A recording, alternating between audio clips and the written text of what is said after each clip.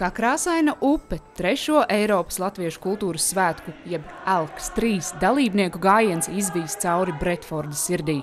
41 kolektīvs no 13 valstīm ieradušies Lielbritānijā, lai 4 dienu garumā piepildītu šo pilsētu ar mūsu kultūras bagātību. Vairāk nekā 40 pasākumu 9 vietās – dziesma, deja, teātris, literatūra un amatniecība.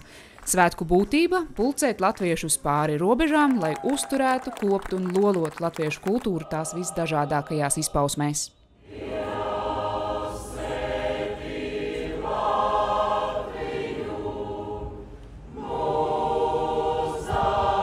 Svētki ir ārkārtīgi no svara, jo Latvijā dziesmu svētki notiek reiz pa 5 gadiem.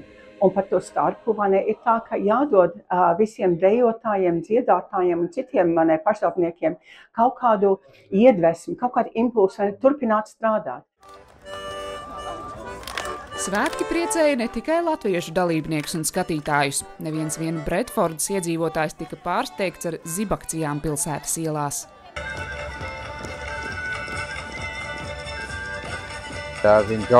Man ļoti patika šis brīdis, un es jutos tā, it kā būtu aizvests uz Latviju.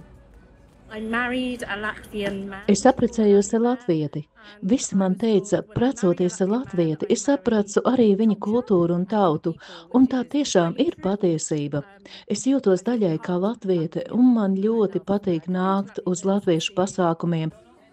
Mazākajiem svētku dalībniekiem bija īpaša bērnu programma, ko kopīgiem spēkiem radījušas vairākas latviešu diasporas skoliņas. Šo svētku daļu īpaši novērtē vecāki. Jo tu vairāk kultūru arī zini, jo tu esi tā kā bagātāks. Un es esmu latvieta, un es gribēju, lai viņš zina, kas ir, un viņš arī saka, ka viņš ir latvietis. Tikmēr dejotāji priecājas, ka beidzot satiekoties, klāt ir maģiskais brīdis, kurā pilnā krāšņumā ieraugāmi ilgi gatavoto deju zīmējumi. Atbraukt uz citu Eiropas valstu un satikt tik daudz foršus latviešus, tas mēs jūtamies kā mājās un dejošana, tas ir prieks visiem. Svētku emocionālā kulminācija nenoliedzami ir lielkoncerts. Vairāki 100 dziedātāju un dejotāju dvēseliski piepildītā un pacilājošā programmā.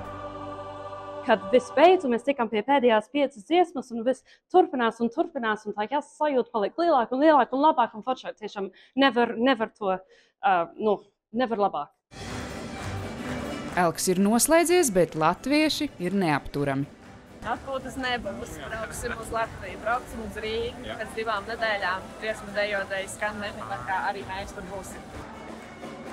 Līva Karlsone, Roberts Gorotko, Latviešu.com, speciāli RTV.